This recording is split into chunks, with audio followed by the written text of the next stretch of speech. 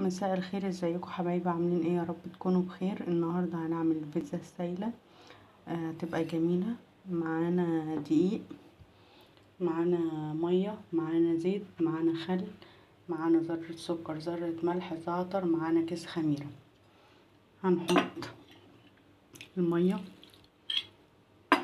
وهنحط 3 معالق زيت ومعلقتين خل، وهنحط ذرة الملح وذرة السكر، وهنحط الزعتر، وهنحط كيس الخميرة،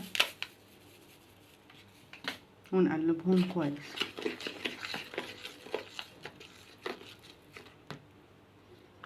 وبكده قلبناها كويس. عايزين بقى ايه القوام ده اللي هو ولا تقيل ولا خفيف.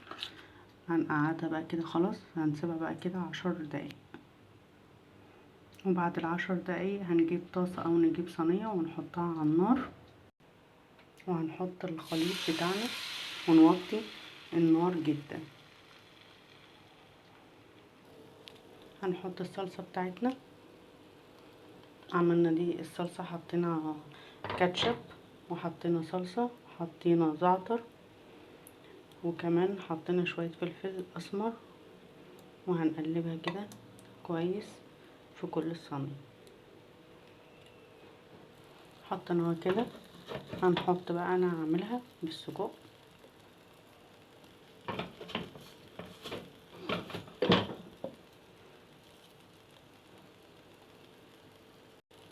فردناها كده كويس. هنحط بقى الزيتون بتاعنا.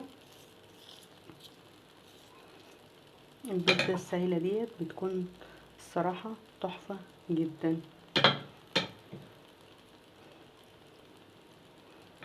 وبعد كده هنحط الجبنة بتاعتنا.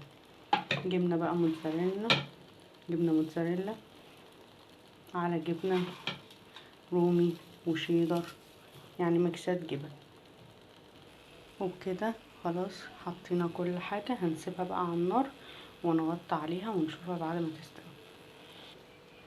وبكده خلصت معانا احلى بيتزا السايلة اللي ما بتاخدش 10 دقايق على النار من فوق. جربوها هتعجبكم اوي.